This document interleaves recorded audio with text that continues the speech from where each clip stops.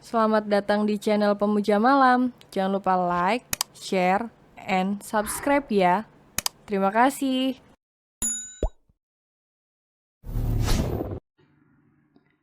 Chapter 27. Menyesal. Gelisah sudah pasti. Ingin marah, tetapi tidak bisa.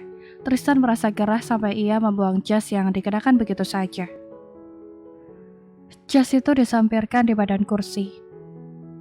Lalu, ia mencoba menghubungi Zarena. Namun sayang, nomor itu tidak lagi aktif. 1 jam terlewat.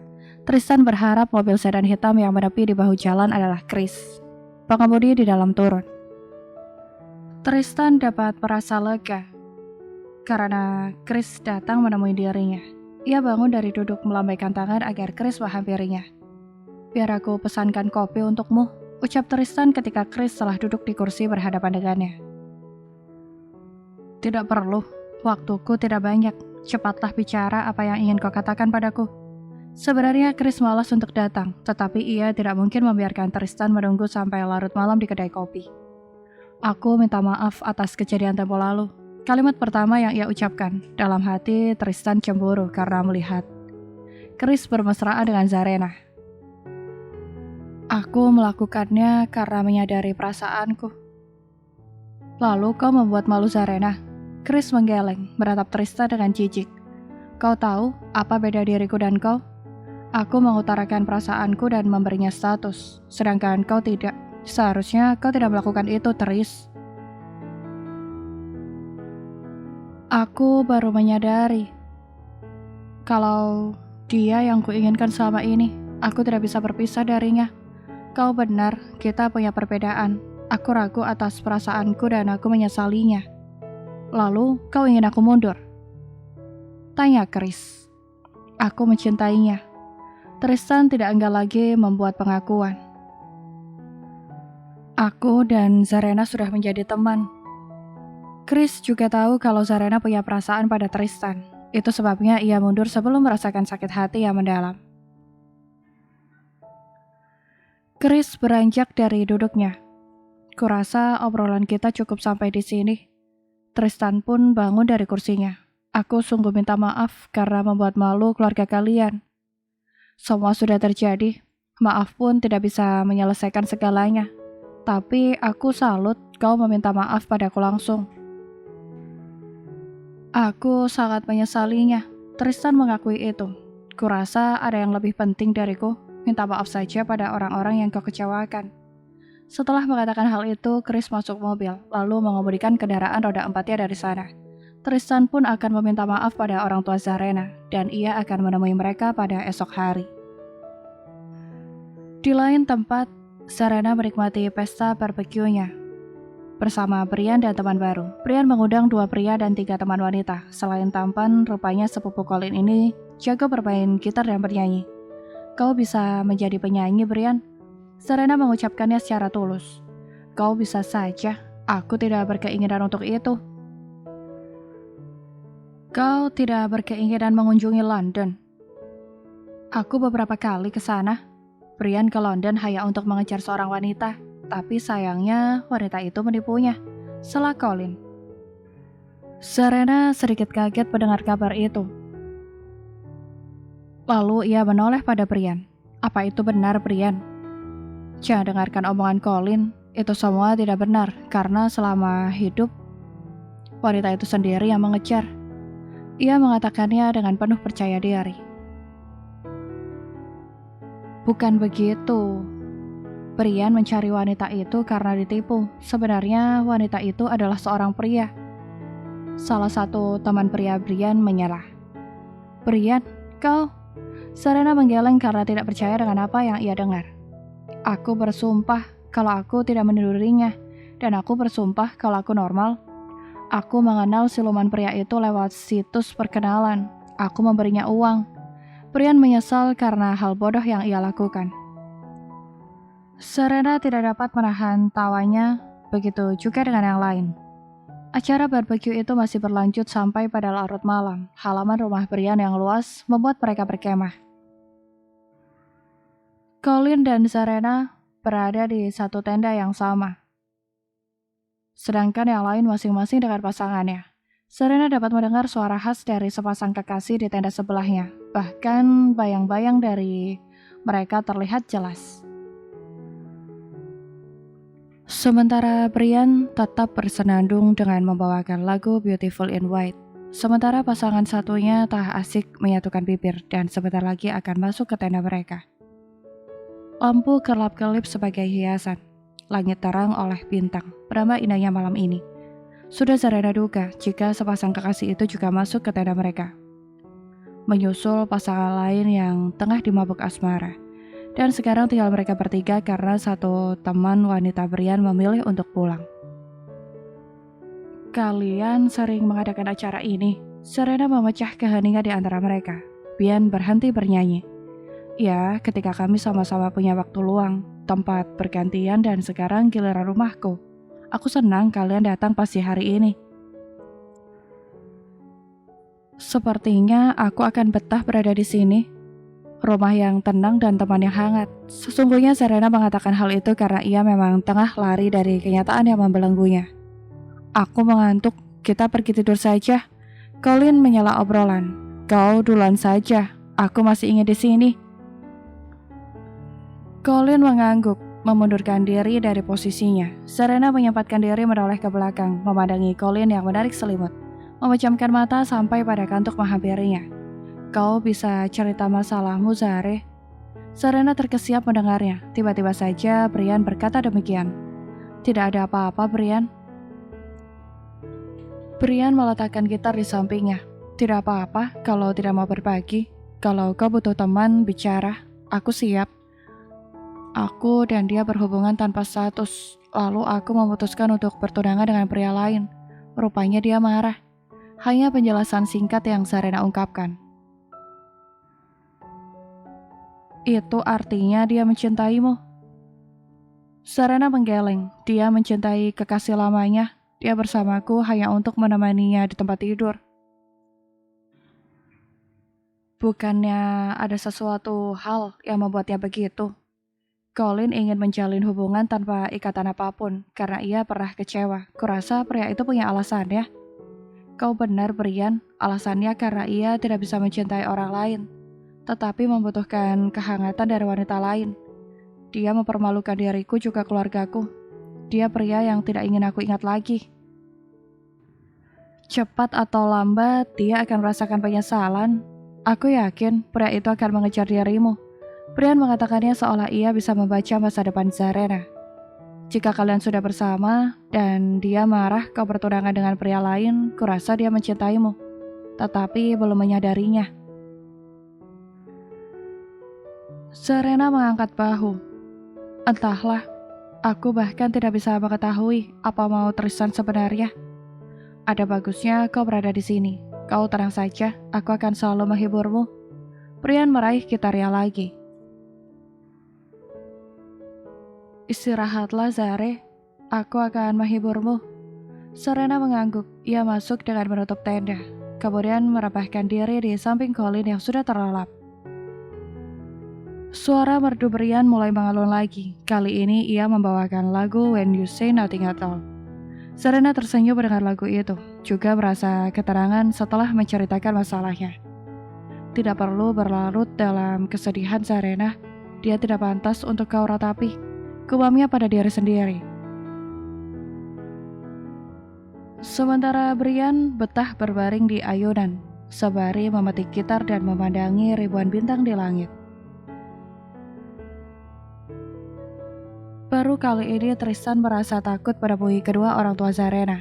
Sejak dari rumah, ia sudah mengumpulkan keberanian, tetapi tiba di kediaman Calmington, rasanya keberanian itu lenyap begitu saja. Tekadnya ciut. Padahal malam itu ia begitu berani mengungkapkan hubungannya bersama Serena. Sekarang giliran meminta maaf, Tristan malah ingin waktu terulang pada tempo kemarin. Berputar pada saat hari pertunangan. Sungguh, jika sampai itu terjadi, Tristan tidak akan bertindak nekat. Ia baru menyesal bahwa tidak sepatutnya ia melakukan itu. Memang apa yang diperbuat jika tidak dipertimbangkan, maka dampaknya akan menyesal di kemudian. Tristan menarik nafas panjang. lalu menghembuskannya secara perlahan. Ia meyakinkan diri apapun yang orang tua Zarena katakan nantinya, ia terima. Rasa bersalah itu terus menghantui, dan kerinduannya pada Zarena sendiri begitu membuncah dalam hati. Tristan keluar dari mobil. Langkah tegap menghadap penjaga gerbang. Memberitahu maksud kedatangannya hari ini. Biasanya Tristan akan masuk saja. Tetapi kali ini ia ingin Henry dan Mary menerimanya untuk bicara. Kau disuruh pulang, mereka tidak ingin bertemu denganmu, kata penjaga ketika menerima jawaban dari nyonya rumah lewat pesawat telepon. Izinkan aku masuk saja, ini penting, desak Tristan. Ia tidak ingin menunda lagi sampai besok. Zarena tidak bisa dihubungi, dan Tristan tidak tahu bagaimana kabar wanita itu. Kepala penjaga menjorok keluar dari balik jendela posnya. Kau diizinkan masuk, Tuan. Penjaga lalu menekan tombol agar pagar membuka.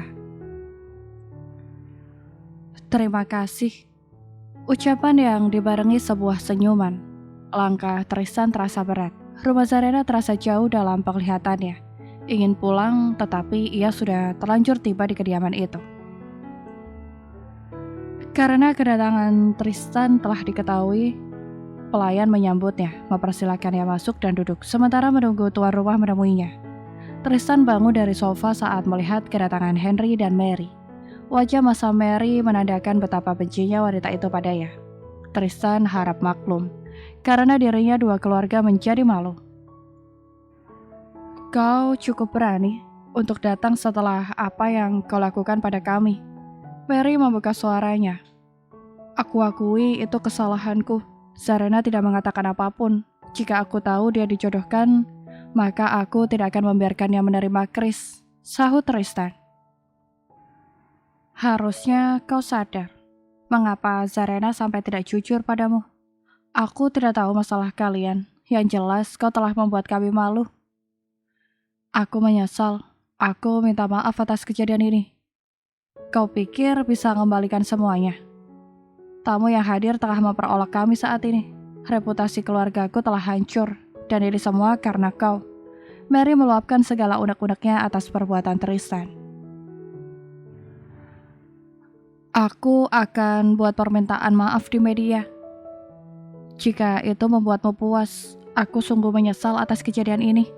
Tristan mengucapkannya tulus, dan dari nada suaranya ia begitu menyesal. Tidak perlu Tristan, Henry menyela. Mary melotot mendengar ucapan suaminya. Seharusnya biarkan saja. Tristan melakukan hal itu agar reputasi keluarga terselamatkan. Kau tidak perlu melakukan apapun. Aku hanya minta kau menjauh dari keluarga kami. Itu saja, tutur Henry. Itu tidak mungkin. Tristan menolak cepat lalu berkata, aku menyadari perasaanku. Aku mencintai Zarena. Kumohon izinkan aku menemuinya. Henry menggeleng. Percuma Tristan. Kumohon Tuan Henry Calmington. Henry menghela. Aku sendiri tidak tahu di mana Zarena. Ia pergi sejak kemarin dan belum pulang. Putriku tidak menelpon, juga memberitahu di mana ia tinggal sekarang. Apartemennya kosong, dan ia tidak membawa mobilnya. Ini semua karena kau, Tristan. Sekarang aku minta kau bawa putriku kembali. Titah Mary. Sebuah kejutan untuknya. Tristan sama sekali tidak percaya. Tetapi ini kenyataan yang sebenarnya. Zarena pergi dari rumah dan entah kemana wanita itu berdiam diri sekarang. Tristan melajukan mobilnya ke perusahaan Valdo, sahabat baiknya. Ya, setidaknya Tristan masih menganggap Valdo sebagai sahabat. Meski pria itu menganggap hubungan pertemanan mereka telah putus. Baru sampai di depan pintu, Tristan sudah diusir oleh penjaga. Rupanya Valdo telah memutus aksesnya untuk datang ke perusahaan. Kakak kandung dari Zarena itu sungguh tidak ingin diganggu. Kali ini Valdo benar-benar murka. Tristan mencoba menelpon, tetapi panggilannya sama sekali tidak dijawab. Mencoba berkali-kali pun sama saja. Valdo tetap mengabaikan dirinya. Tidak ingin membuang waktu, Tristan masuk mobil, lalu mengendarai kendaraan roda 4-nya menuju kediaman Belva. Jika Valdo enggan menerima, maka ia bisa mengorek keterangan dari istri sahabatnya. Untungnya Belva membiarkannya bicara. meski hanya di luar rumah saja. Kumohon Belva, katakan, di mana Zarena sekarang? Aku sungguh tidak tahu, Tristan. Dia tidak kemari atau mengatakan sesuatu pada kami. Kalian pasti bohong. Kenapa kalian tidak panik kalau Zarena tidak pulang? Dia bukan kabur. Zarena mengatakan akan tinggal sendiri. Dia keluar rumah dengan kemauannya sendiri. Aku tidak percaya ini. Tristan menyukir rambutnya ke belakang. Sahabatnya, Colin, dia pasti berada bersamanya kan? Belva menggeleng. Colin juga tidak bisa dihubungi. Aku tidak tahu apa-apa. Sungguh Tristan. Namun Tristan masih tidak percaya. Aku akan mencari Colin. Zarena pasti bersamanya. Berikan aku nomornya. Belva baru saja atas permintaan Tristan. Ia memberi nomor kontak Colin. Dan pria itu langsung melakukan panggilan. Tristan mengumpat karena sahabat Zarena juga tidak bisa dihubungi. Terima kasih Belva. Aku pulang dulu. Tristan berlari kecil menuju mobilnya. Ia masuk lalu berlalu dari sana. Tristan kemudian menghubungi salah seorang temannya karena ia sama sekali tidak percaya pada keluarga Zarena. Mills, aku butuh bantuanmu. Ucap Tristan dari balik telepon. Ada apa? Terdengar suara pria menyahut. Kita bertemu di kedai kopi saja. Aku share lokasinya. Telepon itu Tristan putus begitu saja. Lalu ia melaju dengan kecepatan maksimal. Sampai di kedai kopi Barbara. Tristan menunggu Mills yang akan datang menemuinya. Tidak lama bagi pria itu menunggu karena Mills cepat tiba di lokasi. Ada apa? Mills mendaratkan tubuhnya di kursi. Kau punya paman yang bekerja di kepolisian kan? Aku minta kau lacak Zarena juga Colin. Dia lari dari rumah, tetapi aku tidak tahu dia di mana. Valdo tidak mau memberitahu. Tetapi istrinya mau bicara. Tapi Belva mengatakan kalau ia tidak tahu juga. Aku tidak percaya. Valdo memang kelihatan tidak peduli pada adiknya. Tetapi ia sangat sayang pada Zarena. Aku yakin dia sudah tahu, tetapi hanya diam saja. Kau kira Zarena dan Colin buronan? Mills berdecak. Aku ingin menyusul dan membawanya pulang. Baiklah, aku akan minta pada pamanku untuk melacak kekasihmu itu. Tristan tersenyum. Aku punya nomor kontaknya, tetapi tidak aktif. Aku juga punya foto Zarena, tetapi tidak ada potret Colin. Aku minta secepatnya. Jika pamanmu meminta imbalan, aku akan bayar berapapun. Oh, iya, lakukan ini secara diam-diam. Lagi-lagi Mills berdecak. $1.000 jika kau ingin cepat. Itu tidak masalah bagiku. Bersambung.